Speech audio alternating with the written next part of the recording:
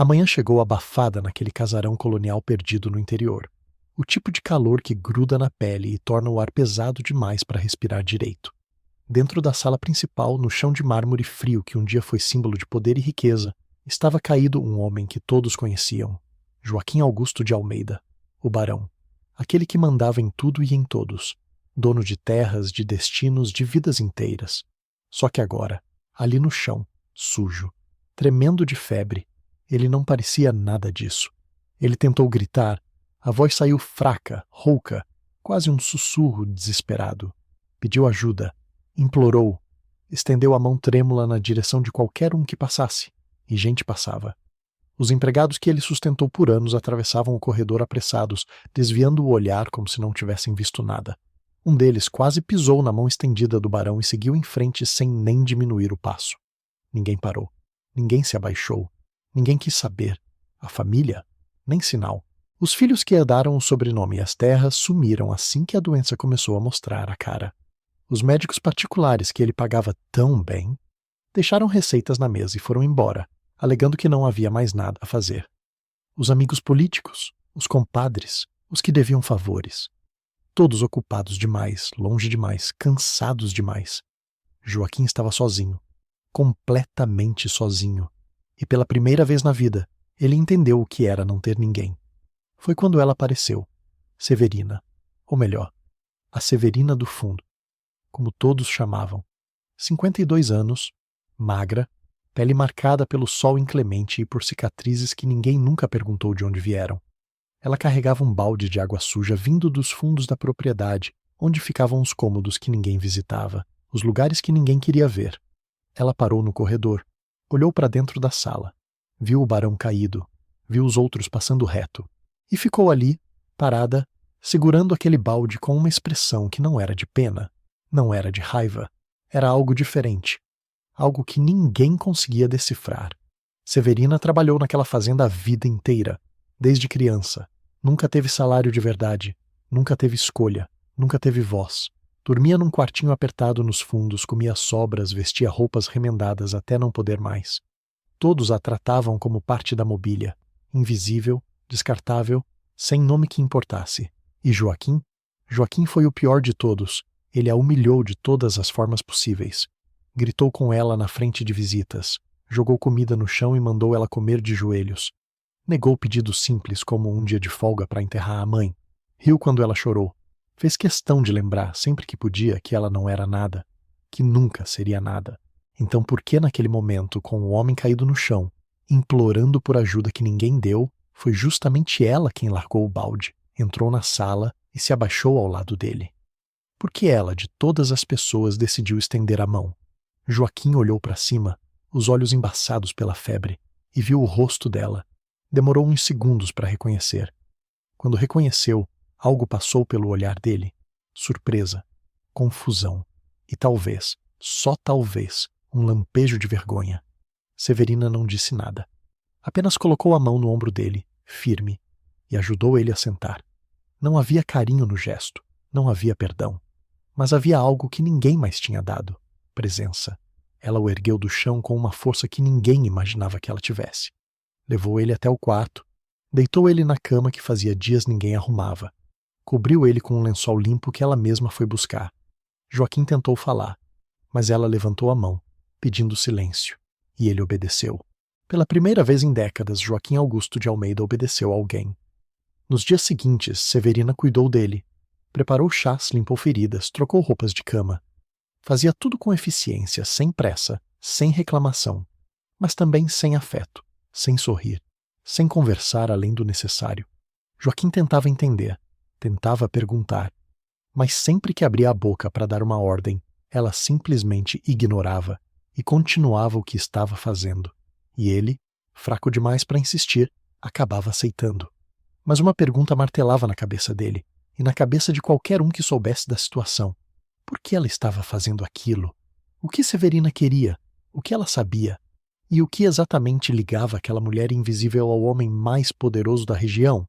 A resposta estava escondida, enterrada há décadas, guardada em silêncio, em dor, em segredos que ninguém nunca quis desenterrar.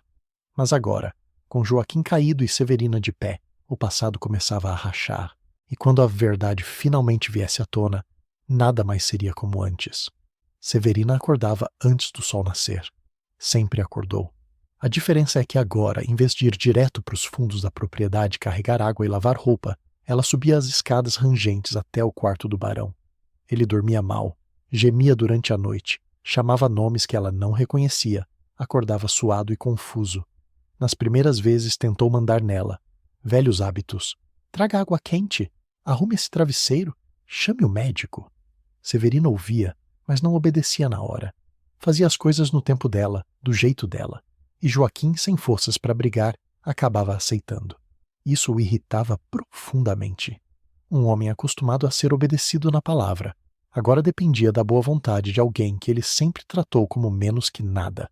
A humilhação queimava mais que a febre. Mas o corpo dele não dava escolha. A doença avançava devagar, corroendo a força, a coordenação, a dignidade. Ele precisava de ajuda para levantar da cama, para tomar banho, para comer sem derrubar metade no chão. E Severina estava ali, todo dia, fazendo tudo isso sem reclamar, mas também sem gentileza. Ela limpava as feridas que apareciam na pele dele com mãos firmes, quase bruscas. Preparava remédios caseiros com ervas que ela mesma colhia no quintal, receitas que ninguém mais lembrava. Joaquim tomava tudo sem perguntar. Não porque confiava, mas porque não tinha outra opção. E foi justamente num desses momentos, enquanto ela passava um pano úmido no rosto dele para baixar a febre, que Joaquim murmurou algo.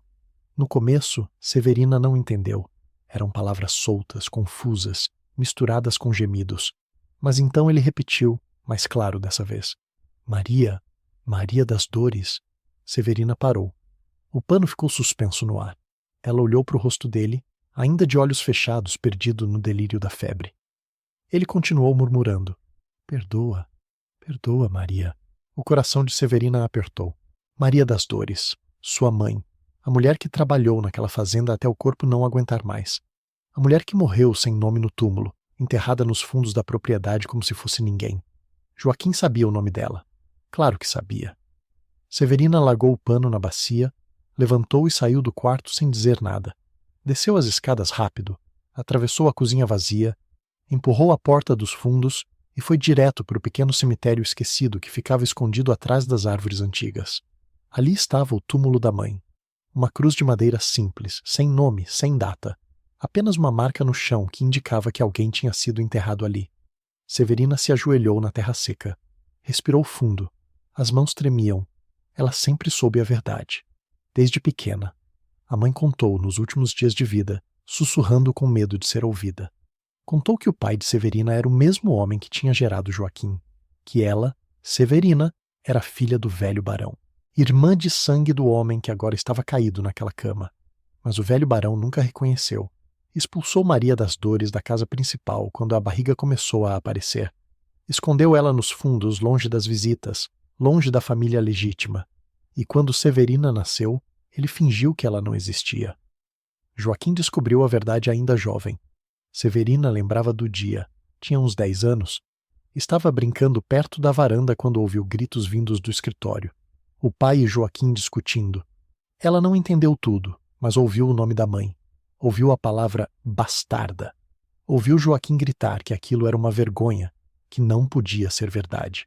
Dias depois, a mãe de Severina foi chamada no escritório. Voltou chorando, com um envelope na mão. Dentro, dinheiro. Pouco. E um recado claro. Nunca falar sobre isso. Nunca reivindicar nada. Nunca usar o nome da família.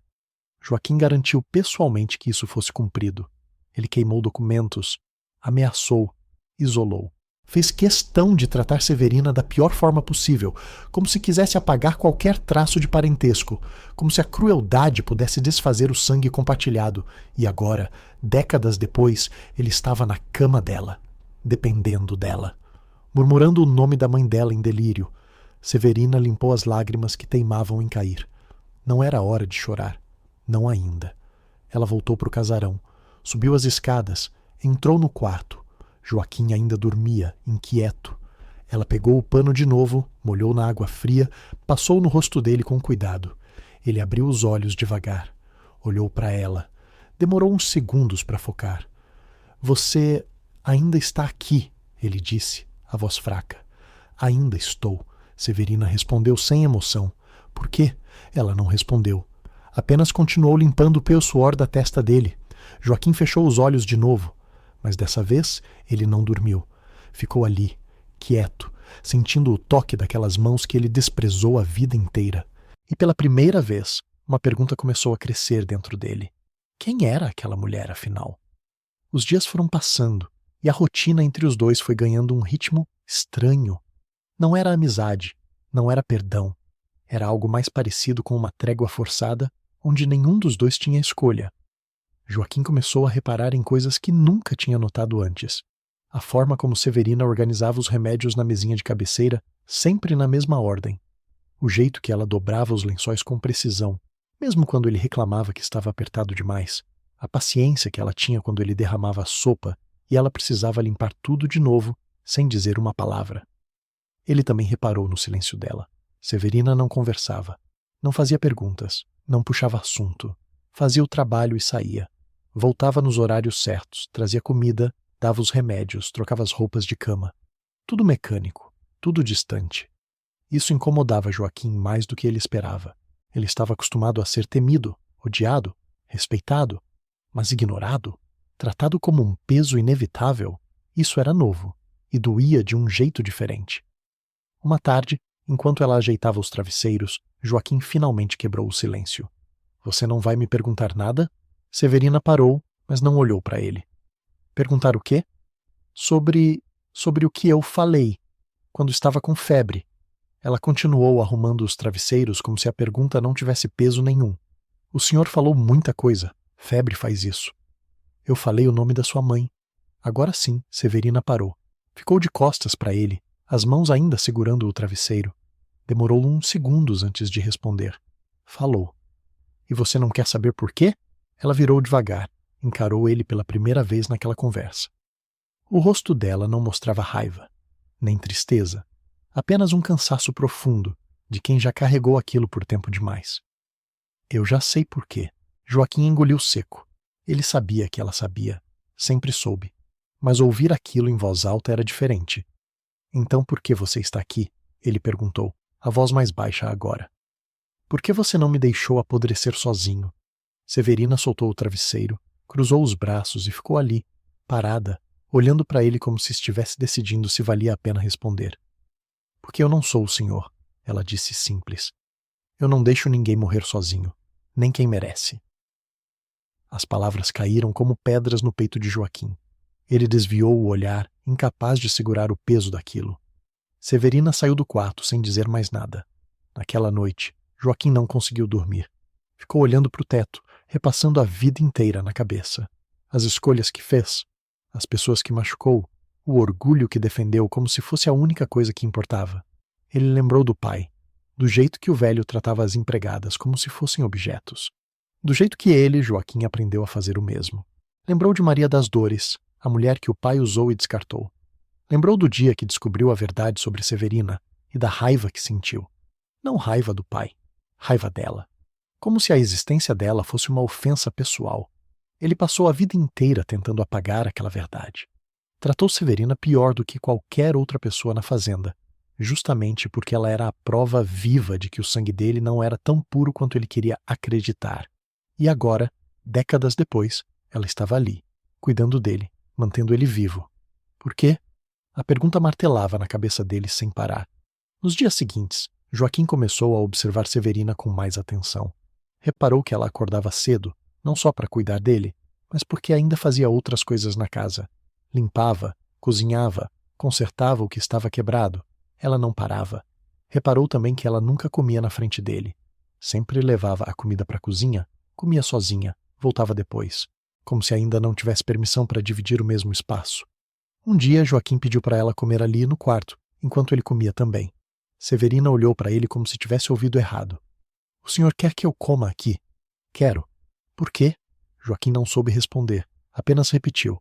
Só fica. Severina hesitou, mas acabou ficando. Sentou na cadeira do canto, longe da cama, e comeu em silêncio. Joaquim comeu também, mais devagar que o normal, tentando esticar aquele momento. Quando terminaram, ela recolheu os pratos e saiu. Mas antes de fechar a porta, ela olhou para trás, só por um segundo, e Joaquim viu algo no rosto dela que não conseguiu decifrar. Talvez fosse curiosidade, talvez fosse desconfiança, ou talvez, só talvez, fosse o começo de algo que nenhum dos dois estava preparado para enfrentar. As semanas foram passando e algo estranho começou a acontecer. Joaquim, que sempre foi um homem de poucas palavras e muitas ordens, começou a falar mais. Não eram conversas longas, eram frases soltas, comentários sobre o tempo, sobre a comida, sobre a dor que sentia nas costas, coisas pequenas, mas eram tentativas. Severina respondia pouco. Às vezes só acenava com a cabeça, outras vezes soltava um sim, senhor, ou entendo. Mas ela não fugia mais das palavras dele como antes. Ficava ali, escutando, mesmo que não dissesse nada de volta. Um dia, enquanto ela trocava os lençóis, Joaquim perguntou algo que a pegou de surpresa. Você tem filhos? Severina parou no meio do movimento, segurando a ponta do lençol. Demorou para responder. Tenho. 2. Onde estão? Longe. Um mora em São Paulo, trabalha numa fábrica. A outra casou. Foi para Minas. Eles vêm te visitar? Severina voltou a arrumar o lençol, mais devagar agora. De vez em quando podem. Joaquim ficou quieto por um tempo, processando aquilo. Depois perguntou quase sem querer. E eles sabem? Sobre mim? Severina parou de novo. Dessa vez olhou para ele. Sabem. O que você contou? Ela suspirou fundo, como se estivesse decidindo quanto da verdade valia a pena dizer.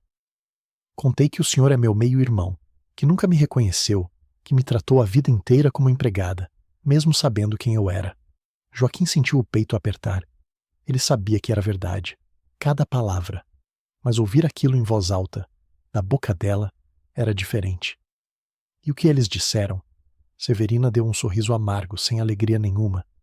Disseram que eu devia ter ido embora há muito tempo, que eu não devia nada para o senhor, que eu estava perdendo minha vida aqui. E por que você não foi? A pergunta saiu mais baixa do que Joaquim esperava, quase como um pedido. Severina terminou de arrumar o lençol, alisou as dobras com as mãos e ficou ali parada, de costas para ele, olhando para a janela. Porque essa terra também é minha, ela disse, a voz firme. Minha mãe trabalhou aqui a vida inteira. Eu nasci aqui, cresci aqui. Essa fazenda tem o sangue dela em cada canto, e o meu também. O senhor pode não ter me reconhecido, mas isso não apaga quem eu sou. Joaquim não soube o que dizer. Pela primeira vez na vida, ele se viu sem resposta. Severina virou para ele, e dessa vez o olhar dela era diferente. Não era raiva, não era mágoa, era algo mais profundo, era verdade crua. Eu fiquei porque essa terra é minha por direito, mesmo que nenhum papel diga isso.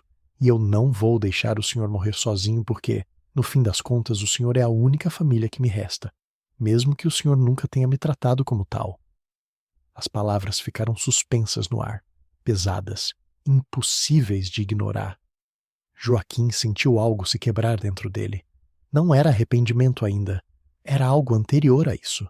Era a primeira rachadura num muro que ele passou a vida inteira construindo. Nos dias seguintes, ele começou a fazer perguntas. Perguntas sobre a mãe dela, sobre como foi crescer na fazenda, sobre os filhos dela, sobre a vida que ela teve enquanto ele fingia que ela não existia. Severina respondia, mas sempre com cuidado. Nunca dava mais do que o necessário. Nunca abria completamente. Mas também não fechava a porta. E Joaquim, pela primeira vez, começou a ouvir de verdade. Ele descobriu que Maria das Dores, a mãe de Severina, tinha morrido sozinha, num quartinho nos fundos da fazenda, sem que ninguém ligasse.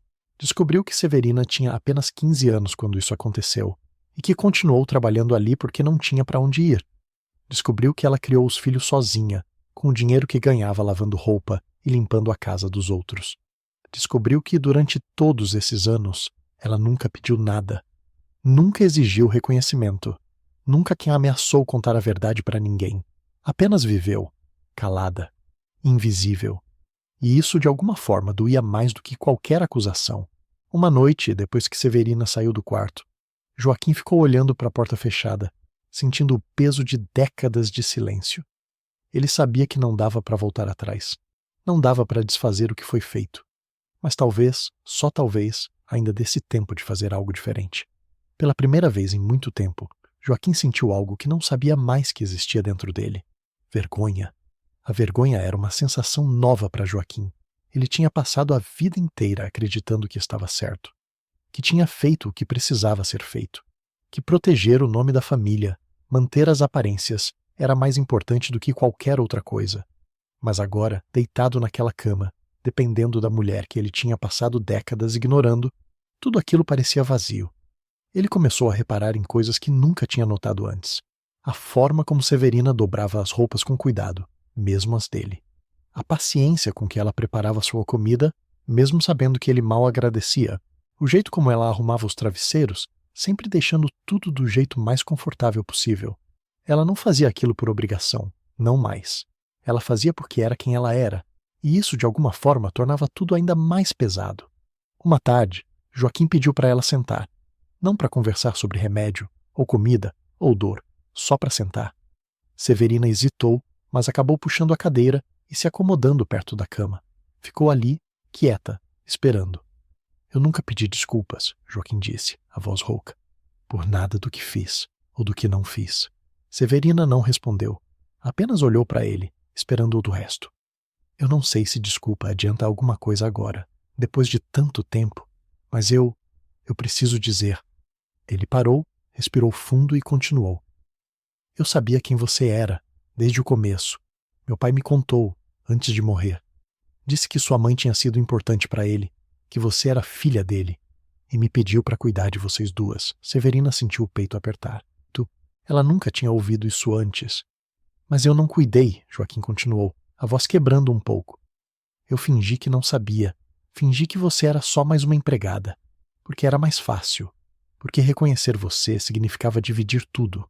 A herança, o nome, a fazenda. E eu não quis. Ele olhou para ela, os olhos cheios de uma tristeza antiga. Eu escolhi o dinheiro, escolhi a terra. E deixei você e sua mãe de lado, como se vocês não importassem. Severina ficou em silêncio por um longo tempo. Quando finalmente falou, a voz saiu baixa, mas firme. O senhor acha que eu não sabia disso? Que eu não percebi todos esses anos que o senhor sabia-se a verdade e escolheu me ignorar? Joaquim baixou os olhos. Eu sabia, ela continuou. Sempre soube, mas o que eu podia fazer? Gritar, exigir, processar? Eu não tinha nada, nenhum papel, nenhuma prova, só a palavra da minha mãe. E quem ia acreditar nela? Uma empregada pobre contra o dono da fazenda? Ela parou, respirou fundo e continuou. Então eu fiquei quieta, trabalhei, criei meus filhos, vivi minha vida do jeito que dava, porque era isso ou nada. Joaquim sentiu as palavras como golpes. Cada uma delas verdadeira. Cada uma delas merecida. Eu não espero que o senhor me perdoe, ele disse, a voz fraca. Eu só queria que você soubesse que eu sei, que eu sempre soube, e que eu errei. Severina ficou olhando para ele tentando decidir o que fazer com aquilo. Parte dela queria gritar, queria jogar na cara dele tudo o que ela tinha guardado por tantos anos. Mas outra parte, uma parte cansada, só queria paz. O senhor errou, ela disse finalmente. Errou muito. Mas eu não vou fingir que isso muda alguma coisa agora. O passado já foi. Minha mãe já morreu. Meus filhos já cresceram. Eu já vivi a vida que tive que viver. Ela se levantou, alisou a saia e olhou para ele uma última vez antes de sair. Mas eu vou continuar aqui, não por causa do senhor, mas porque essa terra é minha também, e eu não vou embora. Joaquim ficou sozinho no quarto, sentindo o peso daquelas palavras. Ele tinha pedido desculpas, tinha admitido a verdade. Mas isso não apagava nada, não consertava nada, e talvez nunca fosse consertar. Mas pela primeira vez, ele tinha dito a verdade. E isso, por menor que fosse, era um começo. Nos dias seguintes, algo mudou entre eles. Não era perdão, não era reconciliação, mas era algo. Uma espécie de trégua silenciosa. Um reconhecimento mútuo de que, no fim das contas, eles eram tudo o que restava um para o outro. E talvez isso fosse o suficiente. Por enquanto, a saúde de Joaquim piorou rápido. O que começou como uma fraqueza nas pernas virou uma dependência total. Ele mal conseguia sair da cama sozinho. Precisava de ajuda para tudo. E a única pessoa ali era Severina. Ela não reclamava. Não jogava na cara. Apenas fazia o que precisava ser feito. Mas por dentro, ela sentia o peso de tudo aquilo. Não era fácil cuidar de alguém que tinha passado a vida inteira te diminuindo, Não era fácil limpar, alimentar, medicar alguém que nunca tinha te dado um pingo de dignidade. Mas ela continuava, porque era quem ela era. Uma manhã, enquanto ajudava Joaquim a tomar banho, ele disse algo que ela não esperava. Você devia ter ficado com tudo. Severina parou. Olhou para ele confusa. Como assim? A fazenda, a herança, tudo. Você devia ter ficado com tudo. Não meus filhos. Eles não merecem. Severina não sabia o que dizer. Aquilo era tão inesperado, tão fora do normal, que ela ficou sem reação. O senhor está delirando, ela disse, tentando desviar. Não tô não, Joaquim respondeu firme. Eu tô falando sério. Eles não ligam para mim, nunca ligaram. Só querem o dinheiro. Você é a única que ficou, a única que se importou. Severina sentiu um nó na garganta. Ela não queria ouvir aquilo. Não queria que ele jogasse essa responsabilidade nela. Eu não fiquei porque me importo com o senhor, ela disse, a voz dura. Eu fiquei porque essa terra é minha também, porque minha mãe viveu aqui, porque eu tenho direito de estar aqui. Joaquim assentiu, devagar. Eu sei, e é por isso que você merece ficar com tudo. Ele parou, respirou fundo e continuou. Eu vou mudar o testamento. Vou deixar tudo para você. Severina sentiu o chão sumir debaixo dos pés. Aquilo não podia estar acontecendo. O senhor não pode fazer isso, ela disse, a voz tremendo. Seus filhos vão te processar. Vão dizer que o senhor estava louco, que eu te manipulei. Deixa eles tentarem, Joaquim disse, com uma determinação que ela não via nele há anos. Eu vou deixar tudo documentado. Vou chamar advogado. Vou deixar claro que essa é minha decisão e que ninguém me obrigou a nada. Severina ficou em silêncio, tentando processar aquilo. Parte dela queria acreditar. Queria achar que finalmente a justiça ia ser feita. Mas outra parte, a parte que tinha aprendido a não confiar em nada, sabia que aquilo ia dar problema. O senhor tem certeza disso? Ela perguntou a voz baixa. Tenho, Joaquim respondeu. Pela primeira vez na vida eu tenho certeza de alguma coisa. Nos dias seguintes, Joaquim chamou um advogado, um homem sério, de terno escuro, que veio até a fazenda com uma pasta cheia de papéis. Severina ficou do lado de fora do quarto enquanto eles conversavam, o coração batendo forte. Quando o advogado saiu, ele olhou para ela com uma expressão neutra, profissional. A senhora vai precisar assinar alguns documentos também, ele disse. Mas o senhor Joaquim foi muito claro sobre suas intenções. Tudo vai estar registrado. Severina assentiu, ainda sem acreditar completamente. Quando o advogado foi embora, ela entrou no quarto. Joaquim estava deitado, parecendo exausto, mas aliviado. Tá feito, ele disse. Agora é oficial. Severina sentou na cadeira ao lado da cama, as mãos tremendo. O senhor sabe que isso vai virar um inferno, né? Ela disse. Seus filhos não vão aceitar. Vão brigar. Vão tentar derrubar tudo. Eu sei, Joaquim disse, a voz calma.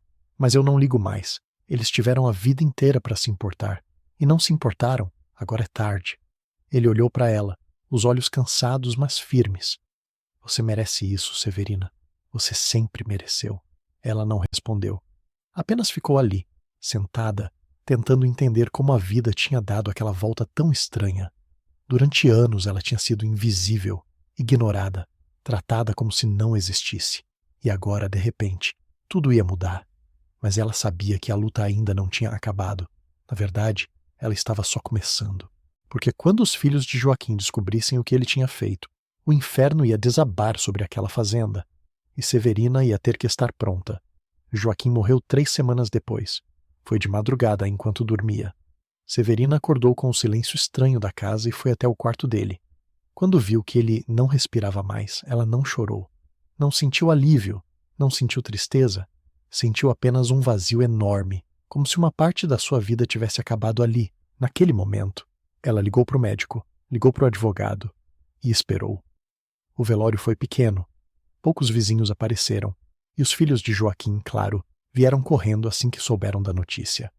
Marcelo chegou primeiro, de carro importado, terno caro, óculos escuros. Ele entrou na casa como se fosse o dono, olhando tudo com aquele ar de superioridade que Severina conhecia tão bem. Cadê meu pai? Ele perguntou sem nem cumprimentar. No quarto, Severina respondeu a voz seca. Ele passou por ela sem dizer mais nada. Cristina chegou logo depois, toda de preto, maquiagem perfeita, chorando de forma teatral. Ela abraçou Severina como se fossem amigas de infância. Ai, Severina, que tristeza, né? Meu pai era tão bom, tão generoso. Severina não respondeu. Apenas se afastou, deixando Cristina chorar sozinha. O enterro foi rápido. Poucas palavras, pouca emoção. Joaquim foi enterrado ao lado da primeira esposa, num cemitério pequeno na cidade. Severina ficou de longe, observando tudo. Ela não queria estar ali, mas sabia que precisava. Depois do enterro veio a leitura do testamento. O advogado marcou para 2 dias depois, no escritório dele, na cidade. Severina foi de ônibus, vestindo a mesma roupa simples de sempre. Marcelo e Cristina chegaram juntos, conversando baixo, confiantes. Eles achavam que sabiam o que ia acontecer. Achavam que a fazenda ia ser dividida entre eles. Achavam que Severina, no máximo, ia receber alguma mixaria, algum dinheiro de consolação. Mas quando o advogado começou a ler o testamento, o clima mudou. Eu, Joaquim Alves de Souza, em pleno uso das minhas faculdades mentais, declaro que deixo todos os meus bens, incluindo a Fazenda Santa Rita, as terras, os animais, as construções e todas as economias, para Severina Maria da Silva, filha de Helena Maria da Silva, que me serviu com lealdade e dedicação durante os últimos anos da minha vida. O silêncio que caiu na sala foi ensurdecedor. Marcelo levantou da cadeira, o rosto vermelho de raiva. Isso é uma piada, né? Isso não pode ser real. O advogado continuou impassível. O testamento foi registrado em cartório, com testemunhas presentes, e o senhor Joaquim estava em pleno uso de suas faculdades mentais no momento da assinatura. Há também um laudo médico que comprova isso. Cristina começou a chorar, mas dessa vez não era teatro, era raiva pura. Ela manipulou ele, ela aproveitou que ele estava doente, fraco, confuso. Isso não pode valer. Severina ficou sentada, quieta, as mãos cruzadas no colo. Ela sabia que isso ia acontecer. Sabia que eles iam reagir assim, mas mesmo assim, ouvir aquilo doía.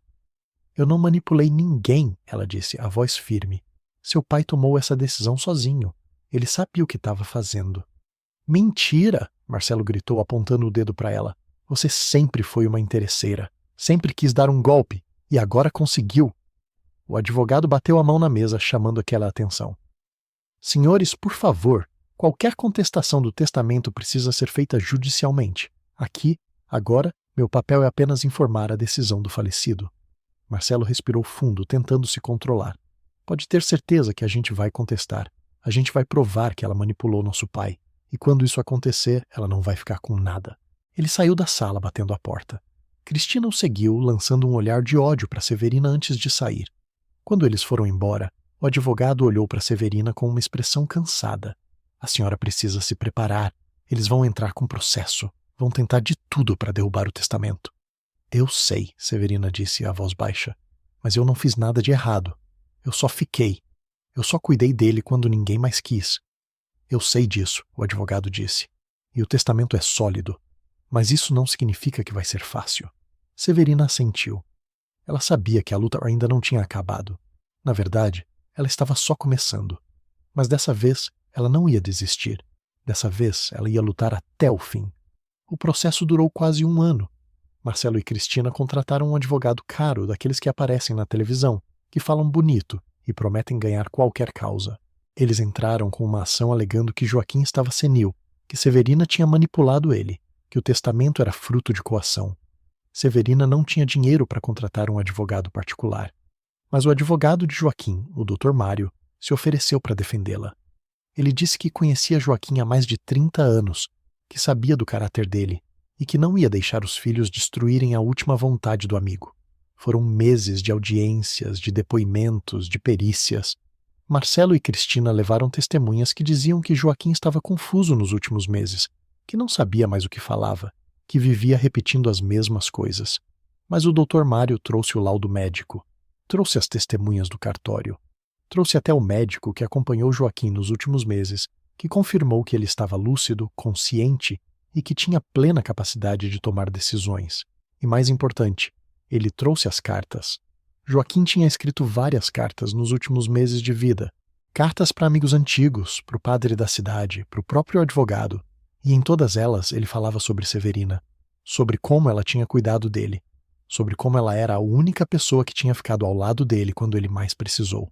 Numa das cartas ele escreveu: Meus filhos me abandonaram quando eu ainda estava forte. Severina ficou quando eu já não tinha mais nada a oferecer. Ela merece tudo e o que eu tenho, e eu quero que ela tenha uma vida digna, longe da pobreza que a mãe dela enfrentou. Quando essa carta foi lida em audiência, Cristina começou a chorar. Mas dessa vez não era de raiva, era de vergonha. Marcelo ficou em silêncio, o rosto fechado, os punhos cerrados. O juiz pediu um intervalo. E quando voltou, ele deu a sentença. Após análise de todas as provas apresentadas, fica comprovado que o Sr. Joaquim Alves de Souza estava em pleno uso de suas faculdades mentais no momento da elaboração do testamento. Não há indícios de coação, manipulação ou qualquer tipo de vício de consentimento. Portanto, o testamento é válido e a herança será destinada integralmente à senhora Severina Maria da Silva. Severina sentiu as pernas fraquejarem. Ela segurou na cadeira, tentando processar o que tinha acabado de ouvir. Ela tinha vencido. Marcelo levantou da cadeira com tanta força que ela quase caiu. Ele olhou para Severina com um ódio que ela nunca tinha visto antes. Você vai se arrepender disso, ele disse, a voz baixa e ameaçadora. Você pode ter ganhado essa fazenda, mas você nunca vai ser nada além do que você sempre foi, uma empregada, uma ninguém. Ele saiu da sala sem olhar para trás. Cristina o seguiu, cabisbaixa, sem dizer nada. Quando eles foram embora, o Dr. Mário colocou a mão no ombro de Severina. Parabéns, ele disse, sorrindo. Você mereceu. Severina não conseguiu sorrir de volta. Ela só conseguiu assentir, as lágrimas escorrendo pelo rosto. Ela tinha vencido, mas não sentia vitória. Sentia apenas um cansaço profundo, como se tivesse carregado um peso enorme por tempo demais. Algumas semanas depois, Severina voltou para a fazenda. Ela entrou pela porta da frente, pela primeira vez na vida. Não pela porta da cozinha, não pela porta dos fundos, pela porta da frente. A casa estava vazia, silenciosa, cheia de memórias. Ela caminhou pelos cômodos, tocando nos móveis, olhando as fotos nas paredes, fotos de Joaquim jovem, fotos da primeira esposa, fotos dos filhos quando eram crianças. Ela parou na frente de uma foto antiga, emoldurada na parede da sala. Era uma foto da mãe dela, Helena, ainda jovem, sorrindo ao lado de Joaquim e da primeira esposa. Severina tocou no vidro da moldura, os olhos marejados. A gente conseguiu, mãe, ela sussurrou. A gente conseguiu. Ela ficou ali por um longo tempo, em silêncio, sentindo o peso de tudo o que tinha acontecido. E então, pela primeira vez em muito tempo, ela sorriu. Não era um sorriso de vitória, não era um sorriso de vingança, era um sorriso de paz. Ela tinha lutado, tinha resistido, tinha sobrevivido. E agora, finalmente, ela podia descansar. Nos meses seguintes, Severina transformou a fazenda. Ela contratou pessoas da região para trabalhar nas terras, reformou a casa, plantou flores no jardim que a mãe sempre quis cuidar, mas nunca teve permissão. Ela não se tornou rica, não comprou carros importados, não viajou pelo mundo, mas ela tinha algo que nunca teve antes, dignidade. E isso, para ela, valia mais do que qualquer fortuna. Um ano depois da sentença, Severina estava no jardim da fazenda quando viu um carro parar na entrada. Ela não reconheceu o carro. Ficou tensa por um momento, pensando que talvez fosse Marcelo ou Cristina voltando para causar mais problemas. Mas quando a porta se abriu, quem saiu foi uma mulher jovem, de uns 30 anos, com uma criança pequena no colo. Severina franziu a testa, tentando lembrar de onde conhecia aquele rosto. A mulher se aproximou devagar, hesitante. Dona Severina? Ela perguntou, a voz suave. Sim, Severina respondeu, ainda sem entender. A mulher sorriu, os olhos brilhando. Eu sou Amanda, filha da Cristina, neta do seu Joaquim. Severina sentiu o coração apertar. Ela lembrava de Amanda. A menina costumava vir na fazenda quando era pequena, antes de Joaquim adoecer. Era uma criança doce, sempre educada, sempre sorridente. Amanda, Severina disse, a voz embargada. Meu Deus, como você cresceu! Amanda deu um passo à frente, ajeitando a criança no colo. Eu vim aqui porque eu precisava falar com a senhora. Eu soube de tudo o que aconteceu. Do testamento, do processo, de como minha mãe e meu tio trataram a senhora. Ela baixou os olhos envergonhada. Eu queria pedir desculpas pelo que eles fizeram, pela forma como agiram. Meu avô era um homem bom e ele sabia o que estava fazendo quando deixou tudo para a senhora.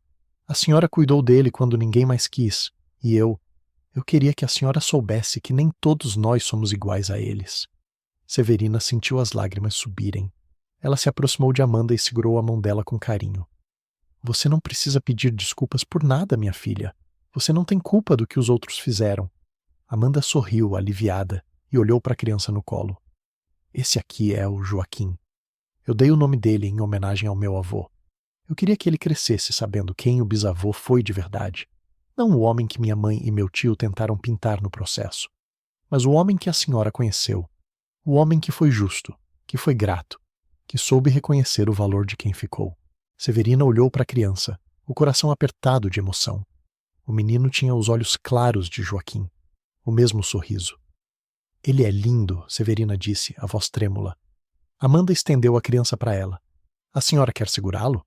Severina hesitou por um momento, mas depois estendeu os braços.